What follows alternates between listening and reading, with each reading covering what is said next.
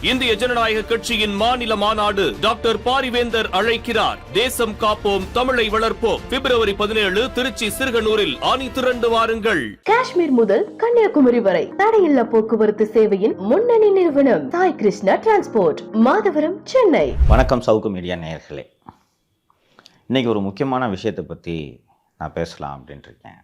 தமிழகம் எப்படிப்பட்ட ஒரு கலாச்சார பண்பாட்டு பின்புலம் கொண்ட ஒரு மாநிலம் என்றால், உலகத்தில் மற்ற பகுதிகளில் இது இருக்கிறதா இல்லையா என்பது தெரியவில்லை. செடி கொடிகளுக்கெல்லாம் உயிர் இருக்கிறது, அந்த உயிர்கள் பேணி பாதுகாக்கப்பட வேண்டும் என்று வள்ளலார் அந்த காலத்திலேயே செடி தலை சாய்ந்து வாடுவதை பார்த்து வருத்தப்பட்டு பாடல் இயற்றியிருக்கிறார். அந்த அளவுக்கு நாம் கருணை உள்ளம் கொண்டவர்கள் தான் என்பதில் எனக்கும் சந்தேகமில்லை. கடந்த 15 நாட்களாக பார்வையற்ற மாற்றுத்திறனாளிகள் அவர்களது நியாயமான கோரிக்கைகளுக்காக சென்னை நகரில் குறிப்பாக சொல்ல வேண்டும் என்றால் 12 பிப்ரவரி முதல் உண்ணாவிரதம் மேற்கொண்டு வருகிறார்கள். அவர்களுடைய கோரிக்கை என்ன என்பதையெல்லாம் இங்கே அவங்களே பேசியிருக்காங்க, நம்ம பார்க்க போகிறோம். ஒரு 3000 பேர் பார்வையற்ற மாற்றுத்திறனாளிகள் படித்துவிட்டு அரசு பள்ளிகள் அல்லாமல், அரசு கல்லூரிகள் அல்லாமல், அரசு உதவி பெறும் பள்ளி மற்றும் கல்லூரிகளில் இருக்கக்கூடிய காலியிடங்களில் எங்களை நியமிங்கள், நாங்கள் தகுதி பெற்றிருக்கிறோம், டெட் எக்ஸாம் பாஸ் பண்ணியிருக்கோம், ஸ்லெட்டு பாஸ் பண்ணியிருக்கோம்,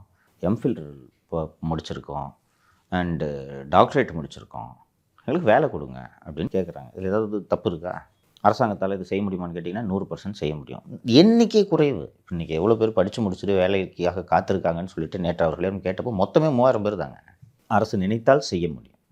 அண்டு இதை பார்த்துட்டு இருக்க கண் இருக்கிறதுனால தான் இந்த வீடியோ இதெல்லாம் நம்ம பார்க்குறோம், பேசுகிறோம் இல்லைங்களா? இந்த கண் இல்லை, பார்வை இல்லைன்னா எவ்வளோ கஷ்டப்படும் யோசிச்சு பாருங்கள். ஏதோ ஒரு பிறவியிலோ பல்வேறு காரணங்களாலோ அவங்க பார்வை இழந்துட்டு இருக்காங்க.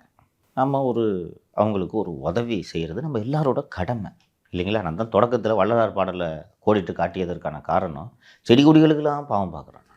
ஆனால் இவங்க கோரிக்கையில் நியாயமற்ற கோரிக்கைகள் கூட இருக்கலாம், அதை மறுக்கலை. அடாவடியாக ஏதாவது உங்கள் கோரிக்கையை வைக்கலாம், நம்மளால் அதை செஞ்சு கொடுக்க முடியலன்னு வச்சிங்களேன். என்ன பண்ணணும்னா உட்காந்து பேசிட்டு பாருங்கள் சார், இதை செய்ய முடியல. மனிதர்கள் தானே அவங்க. நேற்று இப்போ அவங்ககிட்ட உரையாடிய போது அவர்கள் சங்கத்தின் நிர்வாகி திரு சிங்காரவேல் அவர்கள் என்கிட்ட சொன்னதுங்க, பாருங்கள் சார், நாங்கள் பொதுமக்களுக்கு இடையூறு செய்யணுன்றது எங்களோட நோக்கம் இல்லை, வேறு வழி இல்லாமல் நாங்கள் போராட்டம் பண்ணுறோம் அப்படின்றாரு. அப்போ அவங்களுக்கு தெரிஞ்சிருக்கு பாருங்கள். எனக்கு ரொம்ப வியப்பாக இருந்துச்சு. பார்வையற்ற மாற்றுத்திறனாளிகள் இல்லை சார், பொதுமக்களுக்கு இடையூறு இல்லாமல் நாங்கள் போராட்டம் பண்ணணும் அப்படின்னு சொல்கிறாங்க. அவங்களுக்கு கொண்டு போய் கண்ணு தெரியாதவங்களை கொண்டு போய் ராத்திரி 12 மணிக்கு 1 மணிக்கு கிளம்பாக்கம் பஸ் ஸ்டாண்டில் இறக்கி விட்டு அவங்க எந்த ஊருக்கு போகிறாங்கன்னு பின்னாடி போலீஸை போட்டு அனுப்புறது, இதெல்லாம் என்னங்க பழக்க வழக்கம்? இந்த துறை மாற்றுத்திறனாளிகள் நலத்துறை முதல்வர் கீழே இருக்குங்க. என்ன முதல்வர் இவர்? கொஞ்சமாவது கருணை வேண்டாமா? எந்த அளவுக்கு நாகரிகம் வளர்ந்துருக்கிறது என்றால், அசைவம் சாப்பிடாதீங்க, வேகன் கல்ச்சரு, ஜல்லிக்கட்டில் மாடை பிடிச்சிங்கன்னா மாடுக்கு கொம்பு வலிக்கும், ஆடு மாடெல்லாம் திங்காதீங்க, இந்த அளவுக்குலாம் இன்றைக்கி ஜீவகாருண்யம் வளர்ந்துருக்கு. சக மனிதர்கள் பார்வை இல்லாமல் எனக்கு வேலை கூடியா, படிச்சிருக்கேன், எம்ஃபில் படிச்சிருக்கேன், பிஹெச்டி படிச்சிருக்கேன், எனக்கு கஷ்டப்பட்டு ரோட்டில் விட்றாங்க. எவனாவது கொண்டு போய் நைட்டு 1 மணிக்கு 2 மணிக்கு கொண்டு போய் கிளம்பாக்கத்தில் கண்ட இடத்துல இறக்கி விடுவானாங்க. கொண்டுருங்களேன், பேசாமல் கொண்டு போய் எங்கேயாவது ஒரு கூட்டத்தில் சாப்பாடு வாங்கி தரேன்னு சொல்லிட்டு போய் விஷத்தை வச்சு கொண்டுருங்க. அவங்ககிட்ட நிம்மதியாக இருக்கும்ல, அடுத்த வாட்டி போராட்டம் பண்ண மாட்டாங்களே, செஞ்சாலும் செய்வாங்க அவங்க. அண்டு எதிர்க்கட்சிகள் கூட இவர்களது கோரிக்கைகளை, பிரச்சனைகளை கையில் எடுத்து பேசுவதாக தெரியவில்லை. உள்ளபடியே வருத்தமாக இருந்துச்சு. நேற்று நான் அவர்களை சென்று சந்தித்து, என்ன தான் உங்களோட கோரிக்கை? ஏன்னா எனக்கும் மனசுக்குள்ளே இவங்க இடஒதுக்கீடில் ஏதோ ஒரு புதிய கோரிக்கை எழுப்புகிறார்களோ, அரசாங்கத்தால் செய்து கொடுக்க முடியாத ஒரு கோரிக்கையாக இருக்க போகிறதோன்னு நினச்சிட்டு தான் எனக்கு ஃபுல்லாக முழுமையாக நான் உள்வாங்கவில்லை. நேற்று அவர்களை சந்தித்து உரையாடினேன். அப்போ அவர்கள் கேட்கும் கோரிக்கை நிறைவேற்றக்கூடிய கோரிக்கை. எண்ணிக்கையும் அதிகம் இல்லை. நான் மீண்டும் மீண்டும் சொல்கிறேன். இப்போது மகளிர் உரிமை தொகை திட்டம் கொடுக்குறாங்க. 2.25 கோடி ரேஷன் கார்டு இருக்குது. ஒரு 1 கோடி பேருக்கு தான் கொடுக்குறாங்க. மீதி 1.25 கோடி பேருக்கு எங்களுக்கு 1000 ரூபாய் வேணும்னு கேட்குறாங்கன்னா, அது கவர்மெண்ட்டால் உடனே செஞ்சு கொடுக்க முடியாது. நான் புரிஞ்சுக்கிறேன், எங்கே போவாங்க நிதிக்கு. இது என்னங்க, ஒரு 3000 பேருக்கு வேலை கொடுக்க முடியாதுங்க. மிகுந்த வேதனையாக இருக்கிறது. ஸோ அந்த பார்வையற்ற மாற்றுத்திறனாளிகள் நேற்று கிட்டத்தட்ட 15 நாட்கள் போராட்டத்திற்கு பிறகு அவர்கள் தங்களது போராட்டத்தை முடித்து கொண்டு அவர்கள் ஊருக்கு அதில் அந்த சிங்காரவேலு ஒரு வார்த்தை சொன்னாருங்க. நான் படிச்சிருக்கேன் சார், நான் எம்ஃபில், எனக்கு அரசு வேலை கொடுத்துச்சுன்னா நான் போய் எங்கேயாவது வேலை செய்வேன். இப்போ 1 ரூபா 2 ரூபாய்க்கு ட்ரெயினில் பர்பி விற்றுட்ருக்கேன்றாரு. இதெல்லாம் கேட்கும்போது மனசு உழுக்கப்படவில்லையா?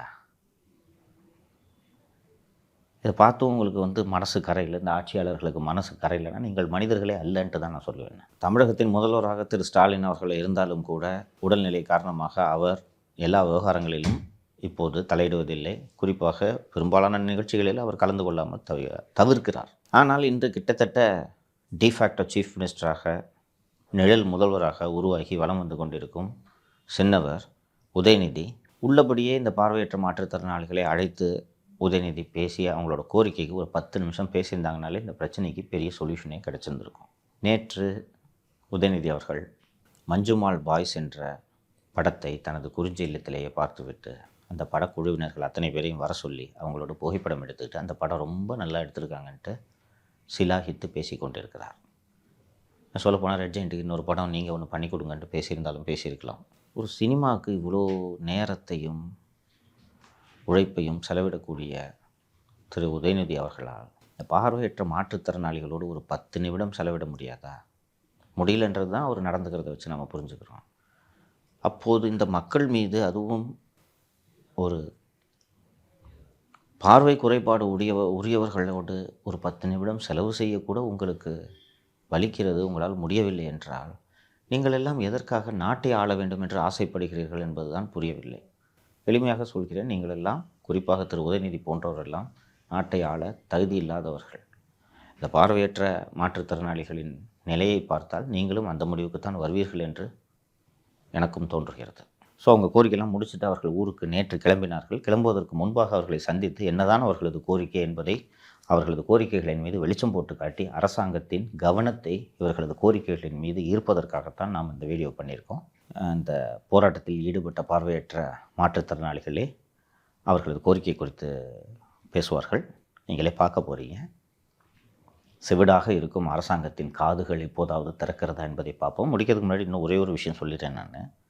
எனக்கு திரு எம்ஜிஆர் அவர்களை பற்றி பெரிதாக நான் படித்ததில்லை, புரிந்து கொண்டதில்லை.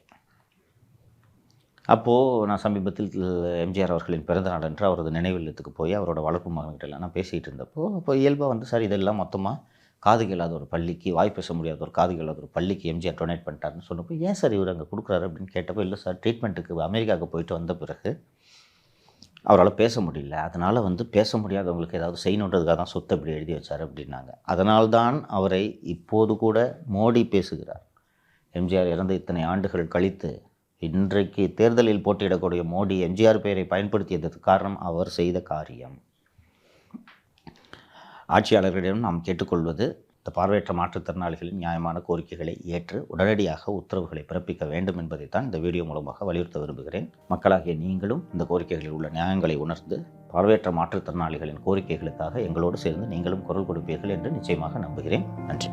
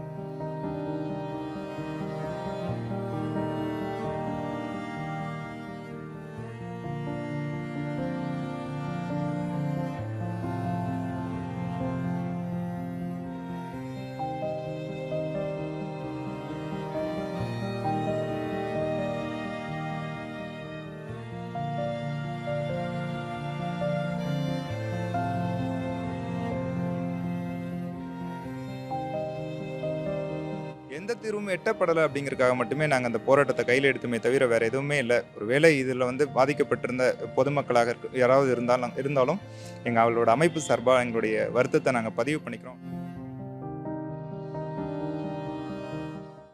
வணக்கம். சவுக்கு மீடியா நேயர்களுக்கு பார்வையற்ற கல்லூரி மாணவர்கள் மற்றும் பட்டதாரிகள் சங்கத்தோட தலைவர் மற்றும் உறுப்பினர்களோட ஒட்டுமொத்த வணக்கத்தையும் பதிவு பண்ணிக்கிறோம்.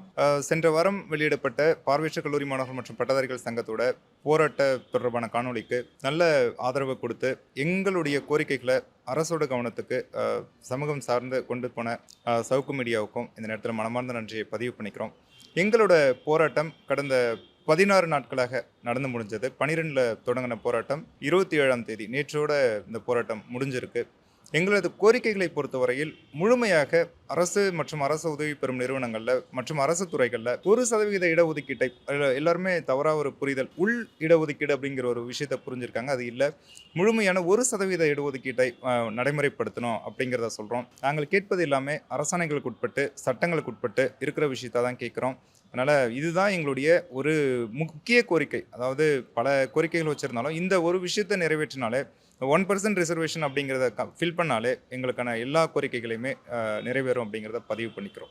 சிங்காரவேலன், இப்போ இந்த பிப்ரவரி 12 முதல் நீங்கள் தொடர்ந்து போராட்டங்களை நடத்திட்டு இருக்கீங்க.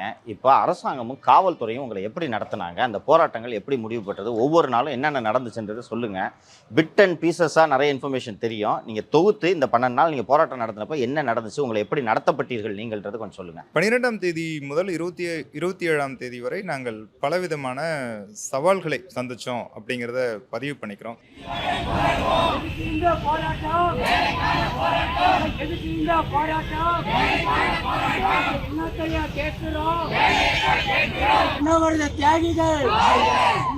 தியாகிகள் அழைத்து பேசு.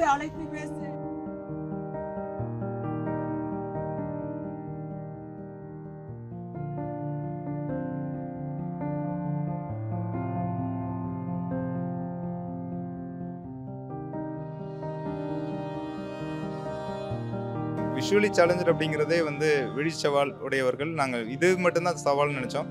எங்களுக்கு அரசும் சரி காவல்துறையும் ஒரு சவாலாகவே எங்களை ட்ரீட் பண்ணாங்க அப்படிங்கிறது தான் உண்மை.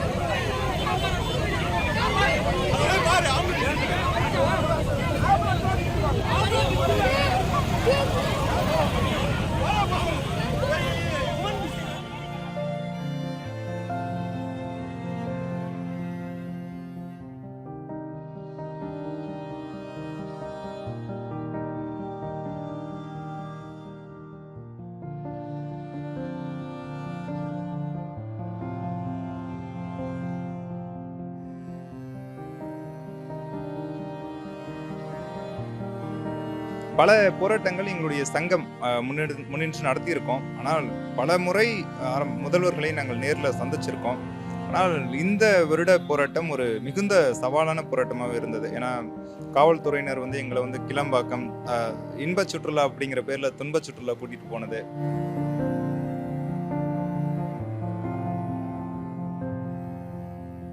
அன்னைக்கு கிளாம்பாக்கம் போன அன்னைக்கு என்ன நடந்துச்சுன்னு சொல்லுங்க சிங்காரவேலு.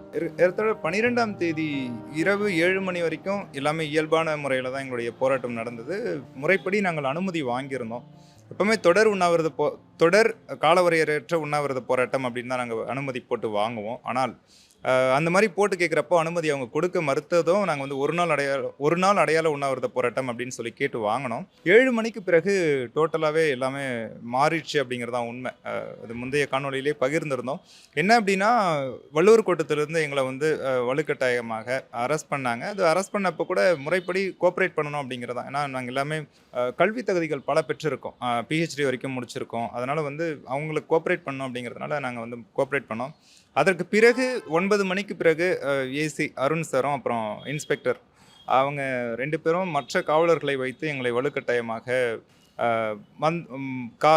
கார்களில் ஏற்றி கோயம்பேடு, கிளம்பாக்கம் அந்த மாதிரி பல இடங்களுக்கு எங்களை அலைக்கழித்து ஒரு 2 மணிக்கு பேருந்து ஏற்றி, நள்ளிரவு 2 மணிக்கு பேருந்து ஏற்றி வேலூருக்கு பஸ் ஏற்றி விடவும் வலுக்கட்டாயமாக நாங்கள் அப்புறம் வல்லக்கோட்டை அப்படிங்கிற ஒரு இடத்துல 3 மணிக்கு பஸ் இறங்கி திரும்பவும் நாங்கள் எங்களுடைய சொந்த இடங்களுக்கு வர்றதுக்கு ஏறத்தாழ அடுத்த நாள், அதாவது 13ஆம் தேதி காலை 6:30 மணிக்கு தான் நாங்கள் எங்களோட சொந்த இடங்களுக்கே வந்தோம். இது முதல் நாள். அப்படின்னா அடுத்தடுத்த நாட்களும் அப்படி தான். அதாவது இந்த போராட்டம் முதல்ல தோற்றுவிச்சது, அதாவது முதல்ல இந்த போராட்டத்தை நாங்கள் அமைதியான முறையில் அறவழியோடு தான் நடத்தணும் அப்படிங்கிறது எங்களோட திட்டமாக இருந்தது. ஏன்னா 12ஆம் தேதியே சொல்லிட்டோம், எங்களுடைய நியாயமான கோரிக்கைகள் நிறைவேற்றப்படாததுனால நாங்கள் காலவரையறையற்ற உண்ணாவிரத போராட்டம் இருக்க போகிறோம் அப்படிங்கிறத நாங்கள் அறிவிச்சிட்டோம். முறைப்படி 4 பேர் தொடர் இனிமேல் காலவரையறையற்ற உண்ணாவிரத போராட்டத்தில் இருக்க போகிறாங்க அப்படின்னு முறையாக 5 மணிக்கு பிறகு ஓப்பனாக டிக்ளேர் பண்ணதுக்கப்புறம் இந்த மாதிரியான சிக்கல்களை சந்தித்தோம். 13ஆம் தேதியிலிருந்து எங்களோட இயக்குநரகம், ஏன்னா என்னோட வீட்டுக்கு போகிறதுக்கு நான் யார்கிட்டையும் அனுமதி வாங்க வேண்டியது இல்லை. ஆனாலும் நாங்கள் முறைப்படி எங்களோட இயக்குநரகத்துக்கு அனுமதி கேட்டு கடிதம் கொடுத்துருந்தோம். அதுக்கு பிறகு நடந்தது எல்லாமே மிகுந்த மன உளைச்சலையும் உடல் ரீதியான சோர்வு அப்படிங்கிறத தாண்டி மன ரீதியான நிறைய சவால்களை கொடுத்தாங்க. அது எல்லாத்தையும் நாங்கள் வந்து சரி பண்ணி இந்த இடத்துக்கு இப்போ வந்து இங்கே நிற்கிறோம். அதாவது 13ஆம் தேதியிலிருந்து ஒரு 4 நாட்கள் தொடர்ந்து ஒவ்வொரு நாள் இரவும் விடுதலை செய்கிறப்போ எக்மோர் ரயில்வே ஸ்டேஷன், கிளம்பாக்கம், கோயம்பேடு அப்படின்னு சொல்லிட்டு திரும்ப அலைக்கழிக்கிறதை மட்டுமே முக்கிய குறிக்கோளாக கொண்டு காவல்துறை செஞ்சாங்க. காவல்துறை செஞ்சாங்க அப்படின்னா அதற்கு வந்து அடிப்படையில் வந்து யாராவது கட்டளையிடாமல் அவங்க செய்கிறதுக்கான வாய்ப்பு இல்லை. ஏன்னா ஒரு பார்வை மாற்றுத்திறனாளியே எப்படி வந்து ஒரு காவல்துறை அணுகணும், நான் ப்ரொட்டஸ்ட் பண்ணுறது என்னோடய ரைட்ஸ், நீங்கள் ஒடுக்கிறது அல்லது நீங்கள் என்ன கைது பண்ணுறது அவங்களோட ரைட்ஸ் அப்படின்னாலும், ஆனால் ஒரு மாற்றுத்திறனாளியை எப்படியெல்லாம் நடத்தணும் அப்படிங்கிறதுக்கு 2014ஆம் ஆண்டு சென்னை உயர்நீதிமன்றத்தால் வந்து 14 வழிகாட்டுதல்கள் வழங்கப்பட்டிருக்கு. அதை தான் வந்து அவங்க ஃபாலோ பண்ணியிருக்கணும். அதை எதையுமே அவங்க ஃபாலோ பண்ணலை.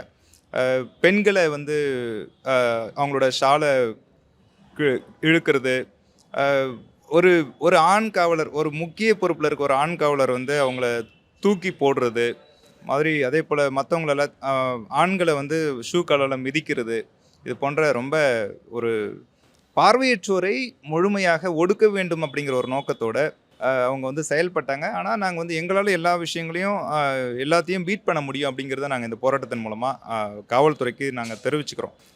எப்போவுமே நியாயமான முறைக்காக போராடுற யாரையுமே இந்த மாதிரி ஒடுக்கணும் அப்படிங்கிறத வந்து காவல்துறை இனிமேல் கையில் எடுக்கக்கூடாது அப்படிங்கிறது தான் என்னோட அன்பான வேண்டுகோள். இதனால் வந்து நிறைய பேருக்கு அடிபட்டிருக்கு, பசங்களோட உடைமைகள்லாம், செல்ஃபோன்லாம் உடஞ்சிருக்கு, இது எல்லாருக்குமே தெரியும். ஆனாலும் வந்து யாருமே இது வரைக்கும் நாங்கள் அது தொடர்பாக மனித உரிமைகள் ஆணையம், SC/ST ஆணையம் எல்லா இடங்களுக்கும் நாங்கள் வந்து பெட்டிஷன் பண்ணியிருக்கோம். தூங்குற நேரத்தில் 4:30 மணிக்கு வந்து விடியற்காலை 4:30 மணிக்கு வந்து மாணவர்களை வந்து வலுக்கட்டாயமாக கைது பண்ணுறது, ப்ரிவென்ட்லி அரெஸ்ட் அப்படின்னு சொல்லிட்டு முக்கிய பொறுப்பாளர்களை வந்து அரெஸ்ட் பண்ணுறது, இதெல்லாம் என்ன சமூக இருங்க ஒரு நிமிஷம் இருங்க. இந்த ப்ரிவென்டிவ் அரெஸ்ட் எப்போ நடந்துச்சு? எங்களுடைய போராட்டம் 12வது நாள் நடக்கிறப்போ இந்த விஷயம் நடந்தது. இப்போ என்ன அப்படின்னா, குறிப்பாக ப்ரிவென்டிவ் அரெஸ்ட் எங்கே வந்து பண்ணாங்க?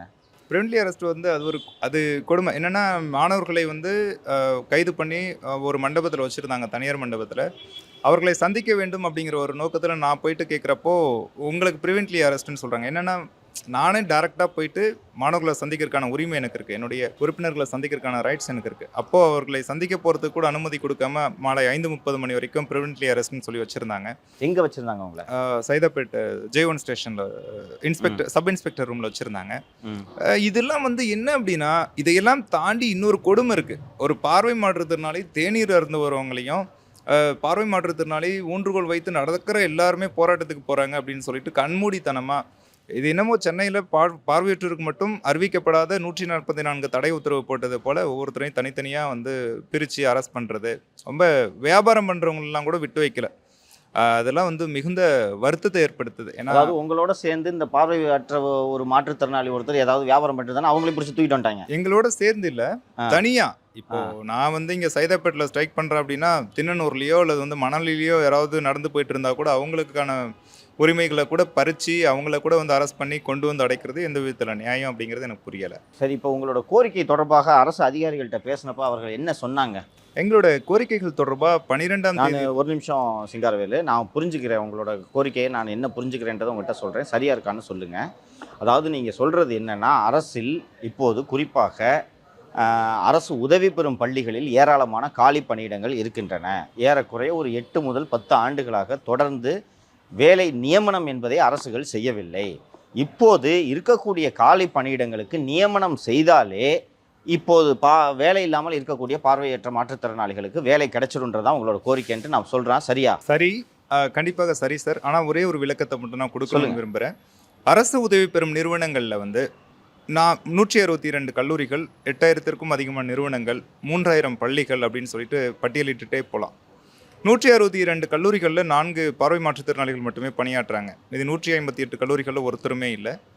பள்ளிகளில் ஒரு 10 ஆண்டுகளுக்கு முன்னாடி மட்டும் இல்லை, எந்த விதமான பணி வாய்ப்புமே இது வரைக்குமே வழங்கலை. அதுதான் அதில் விஷயமே. அதில் படித்து முடித்த ஒட்டுமொத்த பார்வை தகுதியுடையவர்களே 3500 பேர் தான் இருப்போம். இதில் வந்து எங்களுக்கு வந்து பணி வாய்ப்பு நிரப்பினால இன்னும் ஒரு குறைஞ்சபட்சம் சொல்கிறேன்னா ஒரு 5-6 ஆண்டுகளுக்கு வந்து நிரப்பிட்டே இருக்கலாம். அதுதான் வந்து எங்களுடைய கோரிக்கையே. அரசு உதவி பெறும் நிறுவனங்கள், பள்ளிகள், கல்லூரிகளில் முழுமையாக அந்த 1% இடஒதுக்கீட்டை அமல்படுத்துங்க, நடைமுறைக்கு கொண்டு வாங்க அப்படிங்கிறதான் சொல்கிறோம் சார். இது அரசாங்கம் நீங்கள் இப்போ இது மாதிரி கிட்டத்தட்ட 12 நாள் தொடர் போராட்டங்களில் ஈடுபட்டிருக்கீங்க. நீங்கள் எவ்வளோ கஷ்டப்படுறீங்கன்றது அரசாங்கத்துக்கும் அதிகாரிகளுக்கும் தெரியும். இன்னொன்று நீங்கள் கேட்குறது செயல்படுத்த முடியாத ஒரு இயலாத கோரிக்கையும் கிடையாது. காலி பணியிடங்கள் இருக்குது, அதில் தகுதியானவர்கள் நீங்கள் இருக்கிறீர்கள், உரிய கல்வி தகுதியோடு நீங்கள் இருக்கிறீர்கள். அப்படி இருக்கும்போது உங்களுக்கு பணி நியமனம் கொடுப்பதற்கு இந்த அரசுக்கு என்ன சிக்கல்னு நீங்கள் நினைக்கிறீங்க? அதிகாரிகள் உங்கள்கிட்ட என்ன சொன்னாங்க? அமைச்சரை பார்க்கணுன்னு நீங்கள் சொன்னீங்களா? எங்களோட பிரதானமான கோரிக்கையே மாண்புமிகு தமிழக முதல்வரை சந்திக்கணும் அப்படிங்கிறதான் ஒரு முன் வச்சோம். ஏன் அப்படின்னா அவர் தான் எங்களுடைய துறையினுடைய அமைச்சர். நான் எல்லா அதிகாரிகளையும் நாங்கள் பலமுறை சந்தித்து பேசிட்டோம். இப்போ வச்சிருக்க கோரிக்கைகள் எதுவுமே இன்று நேற்று ஃப்ரேம் பண்ணதே இல்லை, வடிவமைத்தது இல்லை. ஏறத்தாழ 2013 முதல் தற்போது வரை இதே கோரிக்கைகளை முன்வைத்து நாங்கள் போராடிட்டு இருக்கோம். பல கட்ட பேச்சுவார்த்தைகளை நடத்தியிருக்கோம். அதில் எந்த விதமான தீர்வும் எட்டப்படாததுனால தான் இப்போ தமிழக முதல்வரை நேரில் சந்திச்சு, அவர் தான் எங்களுடைய துறையினுடைய அமைச்சர்.